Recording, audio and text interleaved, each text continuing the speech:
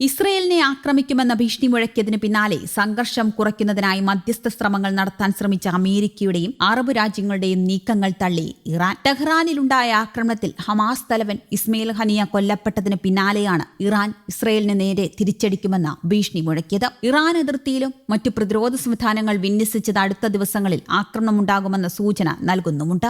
Arab രാജ്യങ്ങളിൽ നിന്നും പോരാട്ടം ഒഴിവാക്കുന്നതിനുള്ള ശ്രമങ്ങൾ നടന്നുവെന്നാണ് അന്താരാഷ്ട്ര മാധ്യമങ്ങൾ റിപ്പോർട്ട് ചെയ്യുന്നത്. എന്നാൽ യുദ്ധം തുടങ്ങിക്കഴിഞ്ഞുവെന്നും ഇതിന് തുടർച്ചയായി എന്ത് സംഭവിക്കുമെന്നതിനെക്കുറിച്ച് ചിന്തിക്കുന്നില്ല എന്നുമായിരുന്നു ഇറാന്റെ പ്രതികരണം. ഇറാന് പുറമെ ഹിസ്ബുള്ളയും ഇസ്രയേലിനെ ആക്രമിക്കുമെന്ന് പ്രഖ്യാപിച്ചിട്ടുണ്ട്.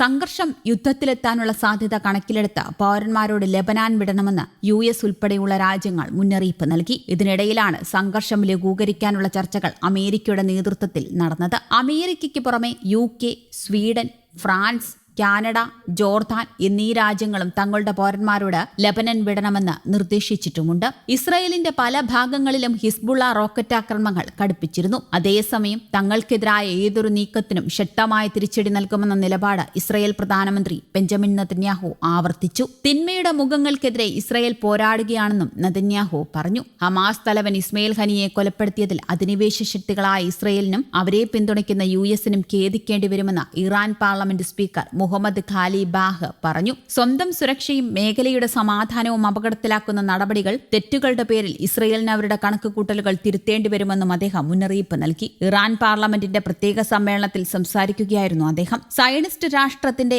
എല്ലാ അവകാശവാദങ്ങളും തകർക്കുന്നതായിരുന്നു ഒക്ടോബർ 7 ഓപ്പറേഷൻ അൽ-ഖസം സ്റ്റോം. തങ്ങളുടെ ശക്തരായ സൈന്യം ഇസ്രയേൽ എന്ന ഭീകര രാഷ്ട്രത്തെയും അവർക്ക് വഞ്ചനാപരമായ പിന്തുണ നൽകുന്ന US-നെയും ഒരിക്കലും മറക്കാത്ത പാഠം പഠിപ്പിക്കുമെന്നും ഖാലിബാഹ് പറഞ്ഞു. മനുഷ്യാവകാശങ്ങളുടെ കുത്തക അവകാശപ്പെടുന്ന പടിഞ്ഞാറൻ രാഷ്ട്രീയക്കാർ ഇസ്രയേൽ നടത്തുന്ന വംശത്തെക്കുറിച്ച് മൗനം പാലിക്കുകയാണ്. പലസ്തീനിലെ അടിച്ചമർത്തപ്പെടുന്ന സാധാരണക്കാരുടെ അവകാശങ്ങൾ സംരക്ഷിക്കാൻ ലോകരാഷ്ട്രങ്ങൾ സന്നദ്ധരാവണമെന്നും അദ്ദേഹം പറഞ്ഞു. ജൂലൈ 31 ടെഹ്റാനിലാണ് ഇസ്മയിൽ ഹനിയ കൊല്ലപ്പെട്ടത്. ഇറാൻ പ്രസിഡന്റ് മസൂദ് പെസഷ്കിയാന്റെ സത്യപ്രതിജ്ഞാ ചടങ്ങിൽ പങ്കെടുക്കുന്നതിനാണ് അദ്ദേഹം ടെഹ്റാനിലെത്തിയിരുന്നത്. ഇറാൻ സുരക്ഷാ ഉദ്യോഗസ്ഥരെ സ്വാധീനിച്ചാണ് അതീവ സുരക്ഷയുള്ള കെട്ടിടത്തിൽ താമസിച്ചിരുന്ന ഹനിയെ വധിക്കാൻ ഇസ്രയേൽ ചാരസംഘടനയായ മൊസാദ് പദ്ധതി തയ്യാറാക്കിയതെന്നാണ് റിപ്പോർട്ട്. ഹ്രസ്വദൂര പ്രൊജക്ടൽ ഉപയോഗിച്ചാണ് ഹനിയെ വധിച്ചതെന്ന് ഇറാൻ സ്ഥിരീകരിച്ചിട്ടുമുണ്ട്. ഹനിയ താമസിച്ചിരുന്ന ഗസ്റ്റ് ഹൌസിന് പുറത്തുനിന്ന് 7 കിലോഗ്രാം സ്ഫോടക വസ്തുക്കളടങ്ങിയ ഷോർട്ട് റേഞ്ച് പ്രൊജക്ടൽ ഉപയോഗിച്ചാണ് ഹനിയെ കൊലപ്പെടുത്തിയതെന്ന് ഇറാൻ റവല്യൂഷണറി ഗാർഡിനെ ഉദ്ധരിച്ച് അൽ Jazeera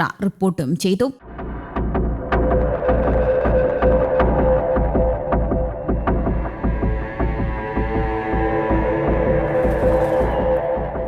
news desk Kerala Kaumudi.